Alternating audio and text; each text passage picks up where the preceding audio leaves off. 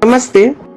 I, Sandhya Sutodia, co-founder and CEO of Turiya Communications LLP, recently hosted a power-packed webinar for Amity Mumbai students, and it was a hit. Capturing the attention of Gen Z in a virtual setting can be challenging, but with the right approach, the session turned out to be a resounding success. What made it even more rewarding was that several students expressed interest in pursuing PR as a career. Now, let's hear the feedback from Amity University Mumbai students. Mansha Thakkar. As an expert, she did a great job of breaking down the complicated ideas of digital PR with real-life examples, which made everything a lot clearer. Her experience will surely help us make appropriate decisions. Kunal Bhave. I really liked being able to ask questions during the session. It made the whole experience feel more tailored to us. Ananya. As she explained complicated terms in a way that everyone could understand, which will be helpful for all of us. It was an insightful session. Payal Jha. The workshop was highly insightful and relevant, providing a comprehensive understanding of how public relations has evolved in the digital age. The session was engaging and the speaker shared valuable industry expertise. Jai Kuratkar. The case studies we looked at were motivating and showed some creative ways to approach digital PR.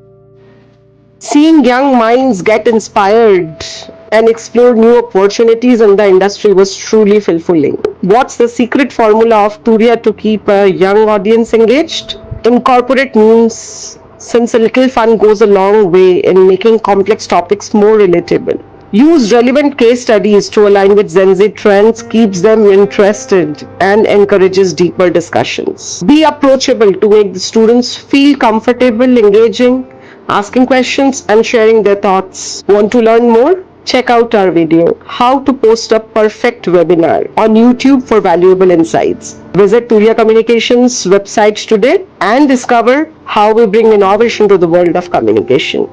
Thank you.